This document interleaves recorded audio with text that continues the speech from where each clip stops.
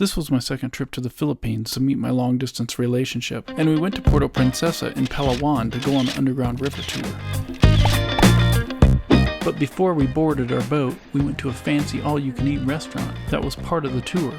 One of the delicacies there was the longest oyster. Yeah. Famous delicacy here. I'm not sure if it was a good idea. Oh my goodness. I don't know if I'll be able to eat that whole thing. You dip there. That is an oyster. You ready? Very oystery.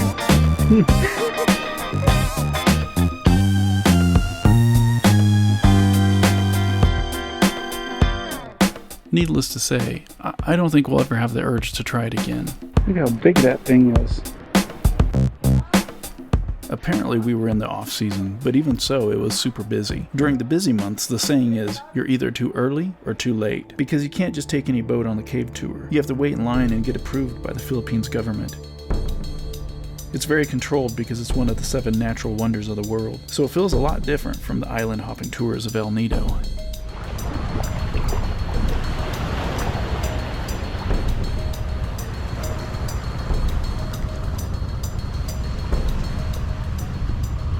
We docked on the protected beach near the entrance of the cave with our tour guide.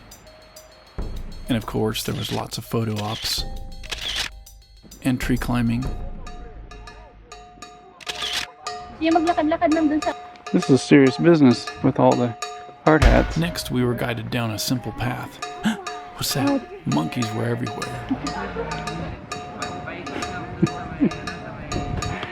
Then we waited for our turn to be taken into the cave. They told us to keep the hard hats on, just in case something drips on you. And if it does drip on you, don't look up. And if you do look up, don't open your mouth. But if you do get dripped on and it's cold, then it's considered holy water. But if it's warm, it's considered holy.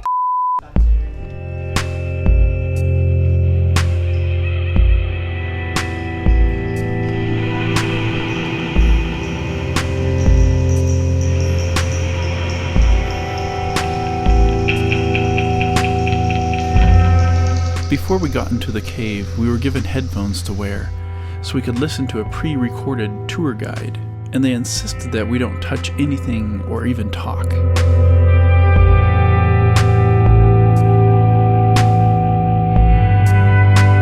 In silence, our tour guide pointed out all the strange formations with his flashlight, as echoing bat noises filled the caverns and water dripped from every rock. It was peaceful, but smelly, and we started cramping from holding so still.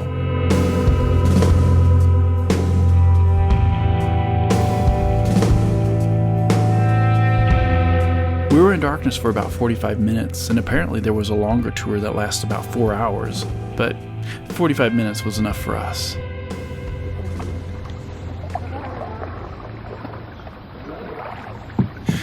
Whew, that was intense.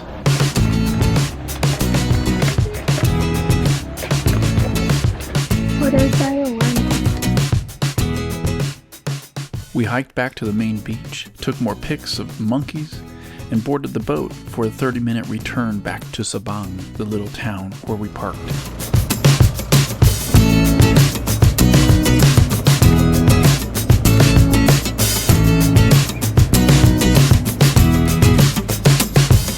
And of course, we were all tired by the end of the tour, and it was fun to see how the boats would slow down to pick up random tour guides and employees, I guess, of the company as we were returning home.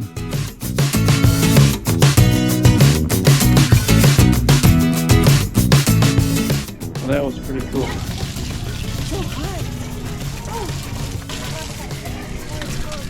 Now it's cold?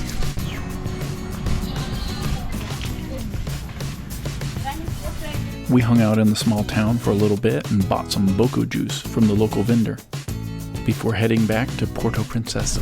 Coconut juice.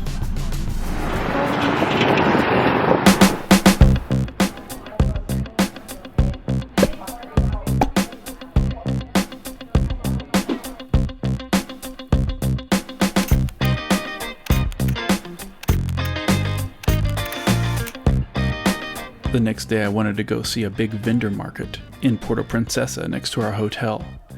There was a cool little shop that had lots of beautiful handcrafted wood carvings, and I was looking for something small that I could bring back for my kids at home.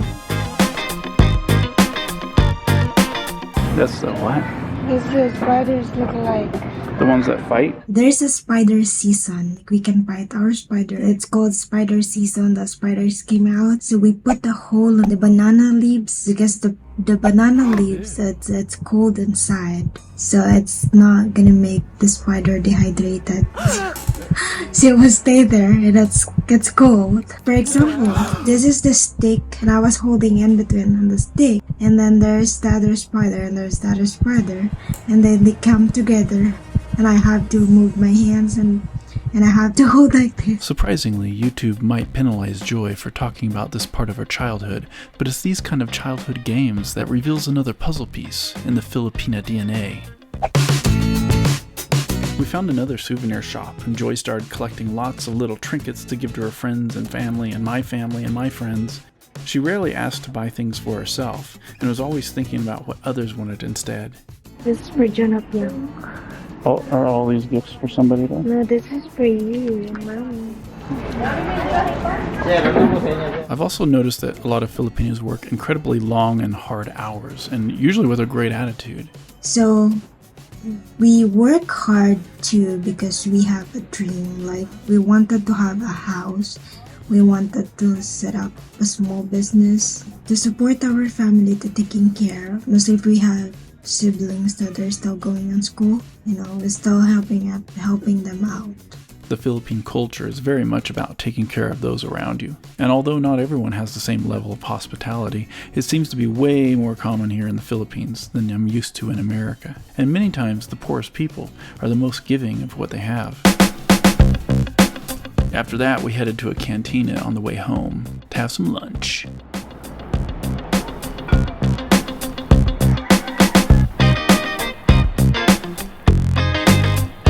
These local cantinas are some of the best places to eat in the Philippines with their local and authentic food. They're also a great example of how a family can come together to start a business as a team. Everyone has a job, and it's usually built with whatever they can find or afford right next to their house. Sometimes they work incredibly long hours. I like how they put the silverware in water so it doesn't get bugs on it and dirty. And then at the back of every single restaurant, you can usually find a faucet with a sink so you can wash your hands, since no one really uses napkins. Now I prefer it this way. Not to mention, cantinas are usually always a great price. After a delicious lunch of barbecue chicken, we walked back home and Joy bought some corn from a street vendor who'd been there all day.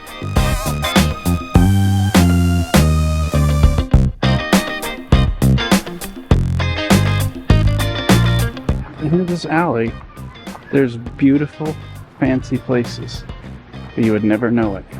So what's your name? See. Well, it's a wonderful hotel.